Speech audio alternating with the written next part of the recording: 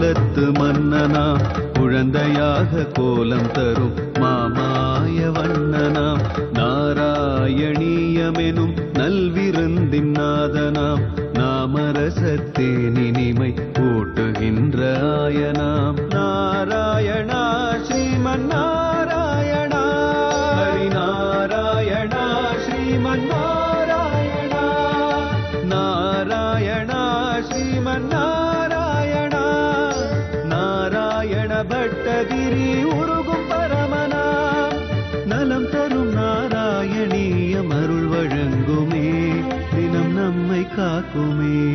கஸ்தூரி திலகம் லலாட்ட பலகே வக்ஷஸ்தலே கௌஸ்துபம் நாசாக்ரே நவமௌத்திகே கரதலே வேணும் கரே கங்கனம் சர்வாங்கே ஹரிச்சந்தனம் சகலயன் கண்டே ச முக்தாவலிமோ கோபஸ்திரீ பரிவேஷ்டிதோ விஜயதே கோபால சூடாமணிகி.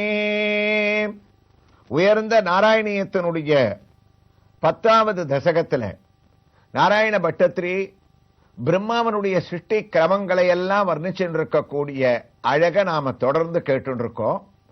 அந்த வகையில நாம் நாராயணியத்துல ஒரு கண்ணனுடைய திவ்ய தரிசனத்தையும் நம்ம அடைஞ்சுருக்கோம். அவ்வாறு அடையக்கூடிய ஒரு திருக்கோயில் நம் அனைவருக்கும் கவனத்தில் இருக்கும்.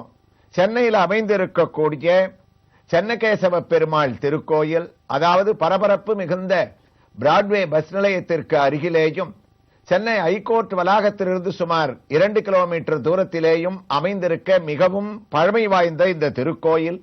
இங்கு அநேகமாக அனைத்து சன்னதிகளையும் நாம் தரிசனம் செய்து கொண்டே பிராகாரத்தை வலம் வந்து கொண்டிருக்கின்றோம்.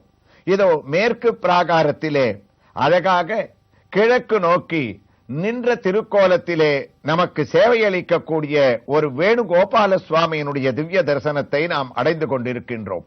சங்கு சக்கரத்தை தான் கையிலே தாங்கிக் கொண்டு வேணுகோபாலன் என்ற தன்னுடைய திருநாமத்திற்கு ஏற்ப மற்ற 2 கைகளிலே, அதாவது திருக்கரங்களிலே புல்லாங்குழலை வாசித்துக் கொண்டிருக்கக்கூடிய அழகான ஒரு சேவை, அந்த மூர்த்தியினுடைய திவ்யமான திருவடி சேவையையும் இதோ அடைகின்றோம். மந்தகாசமான திருமுக மண்டலத்தையும் நாம் சேவிக்கின்றோம். அவருக்கு இருபுறமும், ஒரு புறம் ருக்மணி பிராட்டியும் மற்றொரு புறம் சத்யபாமா பிராட்டியும் நின்ற திருக்கோலத்திலே கையில் தாமரை பூவை தாங்கிக் கொண்டு நம்மை அனுகிரகிக்கக்கூடிய காட்சியோடு சற்றே நகர்கின்றோம். இதோ ஆகா, மற்றொரு கிருஷ்ணன், இவன் வேணுகோபாலன் அல்ல, நவநீத கிருஷ்ணனாக கையில் வெண்ணையை வைத்துக் கொண்டு அழகாக காட்சியளிக்கக்கூடிய அவனையும் நாம் தரிசித்துக் கொண்டு சற்றே நகர்ந்தோமே. ஆனால் இந்த கிளிமண்டபத்தை ஒட்டி கோதை பிராட்டியான ஆண்டாளுடைய திவ்ய தரிசனத்தை நாம் அடைகின்றோம். இந்த ஒரு மண்டபத்திலே பல தூண்களிலும் வேணுகோபாலனாகவும் பகவான் நமக்கு காட்சியளிக்கின்றான். இதோ கோதையினுடைய சன்னதியை நாம் அடைந்து விட்டோம். வேயர் புகழ் வில்லிபுத்தூர் ஆடிப்பூரம் மேன்மேலும் மிக விளங்க தூய திருமகளாய் வந்து அரங்கனார்க்கு துழாய் மாலை சூடிய ஆண்டாள் இங்கு நின்ற திருக்கோலத்திலே நமக்கு காட்சியளிக்கின்றான். தான் சாய்ந்த கொண்டையை தான் சார்த்திக் கொண்டு தன்னுடைய இடதுபுறத்திலே இன்னடிசிலோடு பாலமுதூட்டி எடுத்த என் கோலக் கிளியை பண் பொன்னோடு தோழமை கொள்வன் குயிலே உலகளந்தான் வரக்கூவாய் என்று நாச்சியார் திருமொழியினுடைய பாசுரத்தை நமக்கு ஞாபகப்படுத்தக்கூடிய கிளியினுடைய திவ்ய தரிசனத்தையும் நாம் அடைகின்றோம். பாமாலையாலும் பூமாலையாலும் வங்க கடல் கடைந்த மாதவனை கேசவனை என்று இங்கு எழுந்தருளி இருக்கக்கூடிய சுவாமியை கேசவனாக மங்களாசாசனம் செய்து திருப்பாவையை பூர்த்தி செய்த ஆண்டாளுடைய அழகான திவ்ய தரிசனத்தோடு நாம் இதோ கோயிலை வலம் வந்து கடைசி பிராகாரத்திற்குள்ளே உள்ளே நுழைகின்றோம். அந்த ஒரு திவ்ய தரிசனத்தோடு நம்முடைய நலம் தரும் நாராயணியத்திற்கு திரும்புவோம். குருவாயூர் கஷேத்திரத்திலே பிரம்மாவானவர் தான் அழகாக ருத்ரனை படைத்தார்.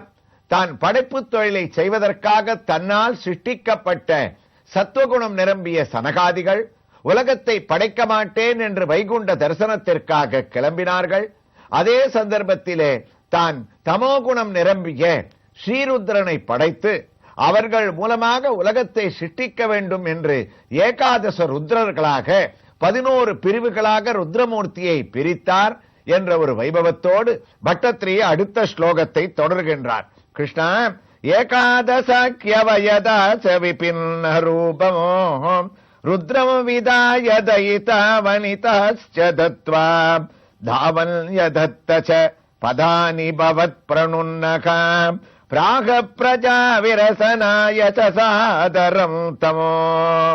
குருவாயூரப்பா, தங்களால் ஏவப்பட்டுத்தான் பிரம்மா தங்களுடைய அருளால இந்த உலகத்தை சிருஷ்டிக்க ஆரம்பிச்சிருக்கான்றது எல்லாருக்குமே தெரியும்.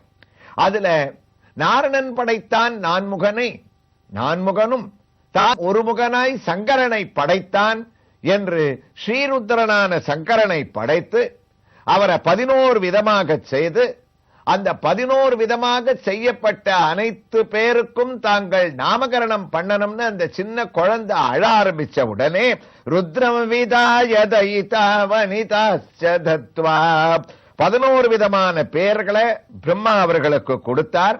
அது மாத்திரம் இல்ல, ஒவ்வொருவருக்கும் தனித்தனியாக ஒரு சக்தியை கொடுத்து 11 ருத்ரர்கள், ஏகாதச ருத்ரர்கள், 11 சக்திகள்னு அவர்களை இருவரையும் ஒருவராக்கி உங்க மூலமாக நீங்கள் உலகத்தை சிருஷ்டிக்கலாம்னு தாமல்யதஸ்ஸ பதானி பவத் பிரணுன்னகா பிராக பிரஜா விரசனாய சாதரம் த்வம்.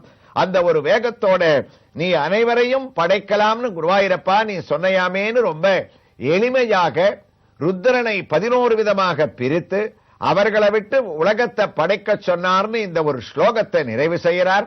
அதனுடைய தமிழ் பாட்டை நம்ம பார்த்தோம்னா 11 ருத்திரர் எண்ணப்பட்டவர் பதிதன குதித்தனர் பத்தினி பெண்கள் 11 ருத்திரர் பாரில் படைப்பினை இதமுடல் செய்திட பிரம்மனும் ஏவினாரே. பிரம்மா அவர்களை படைக்க சொல்லிட்டார். அடுத்ததா ருத்ரர் என்ன பண்ணா, சனகாதிகள் மாறி அவ படைக்க மாட்டேன்னு சொல்லிட்டு கிளம்பிட்டாளா, இல்ல ஒண்ணுமே புரியாம தகச்சு நின்றாளா, பிரம்மாவனுடைய அடுத்த குறிக்கோள் என்னன்னு பார்த்திருந்தாளான்னு நமக்கு சந்தேகம் வருது. அதற்கு 10வது தசகத்தினுடைய 6வது ஸ்லோகத்தை பட்டத்ரி குருவாயூரப்பனிடத்துல தொடர்றாராம். குருவாயூரப்பா, பிரம்மாவால் படைக்கப்பட்ட 11 ருத்ரர்களும் அவருடைய வார்த்தையை கேட்டு சனகாதிகள் போல நாங்க உலகத்தை படைக்க மாட்டோம்னு மறுக்கல. அடுத்த நிமிஷமே தன்னுடைய தகப்பனாரான பிரம்மாவனுடைய வார்த்தையை ஏத்துண்டு படைக்க ஆரம்பிச்சாதான். ஆனா அதனால குருவாயூரப்பா பிரம்மாவுக்கு ஏதாவது சந்தோஷம் ஏற்பட்டதா?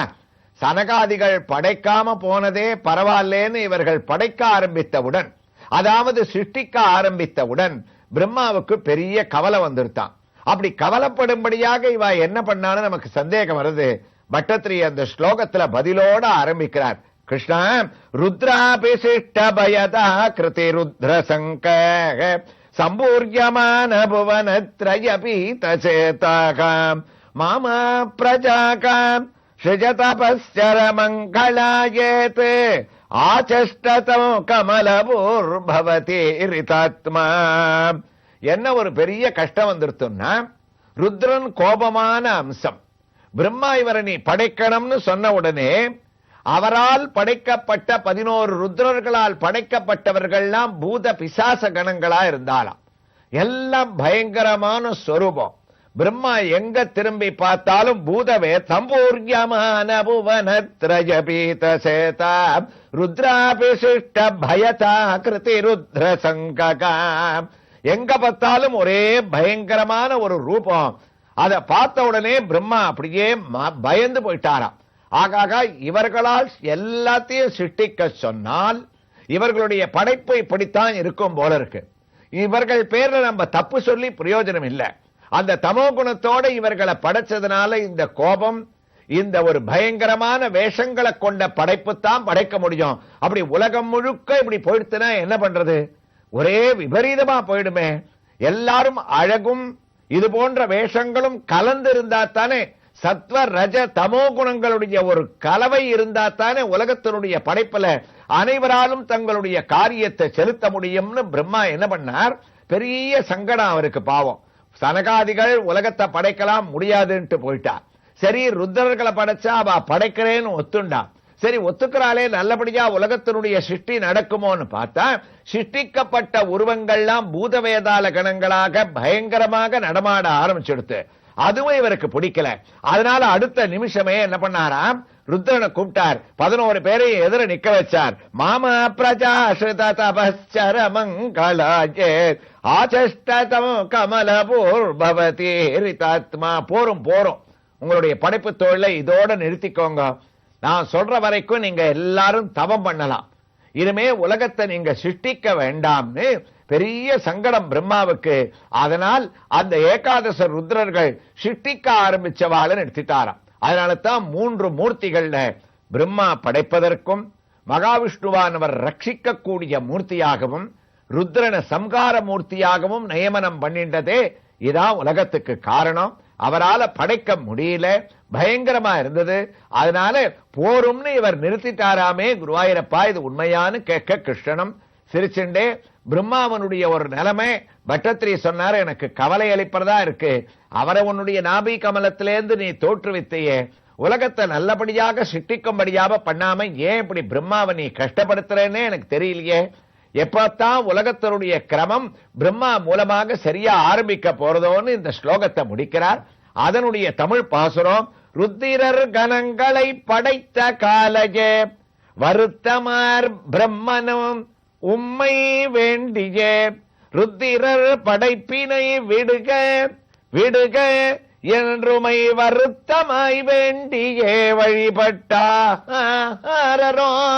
குருவாயூரப்பா, பிரம்மா உன்னிடத்துல வருத்தப்பட்டு உன் பாதத்தை பிடிச்சாராமே. என்னப்பா இது, யோக நிதிரையிலேருந்து முழிச்சுண்ட, எனக்கு ஒரு அனுமதியும் கொடுத்த, உங்களுக்கு சர்வ நியமனத்தையும் நான் கொடுக்கிறேன், எதவனா பண்ணலாம்னு சொல்லி எனக்கு ஒழுங்கா சிருஷ்டிக்க கூடிய ஞானத்தை நீ கொடுக்கலையே, நான் என்ன பண்ணுவேன்? உன்னுடைய ஒரு பொறுப்பை எங்கிட்டக்க ஒப்படைச்சையே தவிர அதுக்குண்டான ஒரு பக்குவமோ ஞானமோ திறமையோ ஆளக்கூடிய ஒரு சக்தியோ எனக்கு வரலையே. வருத்தமாய் வேண்டியே பிரம்மனும் வழிபட்டாரோ. அவர் உன்னிடத்துல பாதத்தை தொழுதுண்டு நின்றார். அப்ப நீ உடனே என்ன பண்ண? பிரம்மாவுக்கு ஒரு ஞானத்தை கொடுத்த.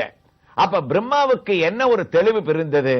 அதாவது உலகத்துல 3 குணங்கள் இந்த புராணங்களை சுத்தி சுத்தியே வந்துட்டு இருக்கோம். ரஜோகுணம், தமோகுணம், சத்துவகுணம். முதல்ல இவர் சாத்வீகமான குணமான சனகாதிகளை படைச்சார். அவர்களுக்கு உலகத்துல சிருஷ்டிக்கிறதுல ஈடுபாடு இல்ல, கிளம்பி போயிட்டார். தமோ குணமான 11 ருத்ரர்களை படைச்சார். 2வது குணத்தை எடுத்துட்டு அவர்கள் படைப்பு பயங்கரமாக இருந்தது. அதனால போரும் போரும்னு நிறுத்தியாச்சு. அப்பத்தான் பிரம்மாவுக்கு ஒரு தெளிவு பிறந்ததான், இனிமே நம்ம சிருஷ்டிக்கணும்னா ரஜோ குணத்துல நம்ம சிருஷ்டிக்கணும். அப்படிப்பட்ட அந்த ரஜோ தமசு சத்துவகுணம், இதுல அந்த குணத்தை நம்ம எடுத்துட்டாதான் அதிலேந்து வரக்கூடிய அந்த படைப்புகள்லாம் இருக்க உலகத்துல எல்லாரும் சமாளிக்கும்படியாகவும் திருப்தியை அடையும்படியாகவும் பயங்கரம் இல்லாத ரூபமாகவும் இது இருக்கும்னு அவர் தீர்மானம் பண்ணி அந்த ரஜோகுணத்தினுடைய ஒரு சொரூபத்தோட 9 விதமான பிரஜாபதிகள், உலகத்தில் இருக்கக்கூடிய மகரிஷிகள் எல்லாரையும் பிரம்மா படைக்கணும்னா அப்பத்தான் அவருடைய ஒரு மனசுல தோணித்தான். அப்படி தோணின உடனேயே அவர் படைக்க ஆரம்பிச்சுட்டார். பட்டத்திரி சொன்னார், அடுத்த ஸ்லோகத்தை ஆரம்பிப்பதற்கு தயாராகிட்டாராம். இப்ப அவருக்கு ஞானம் வந்தாச்சு. நவ பிரஜாபதிகள், அதற்குண்டான மகரிஷிகள் எல்லாரையும் நம்ம படைச்சிட்டோம்னு சொன்னா சாத்வீகமான குணங்களோட ரஜோகுண சம்பந்தத்தோட பயங்கரமில்லாத உலகமானது படைக்கப்படும்னு அவர் ஞானத்தோட ஒரு தீர்மானத்துக்கு வந்தாராமேன்னு இந்த ஸ்லோகத்தை முடிச்சு அடுத்த ஸ்லோகத்தை எவ்வாறு பட்டத்திரி தொடருகிறார், பிரம்மாவனுடைய சிருஷ்டி கிரமம் எப்படி ஆயிற்று என்ற ஒரு வைபவங்களை இந்த 10வது தசகத்துல நாம் தொடர்ந்து கேட்கலாம்.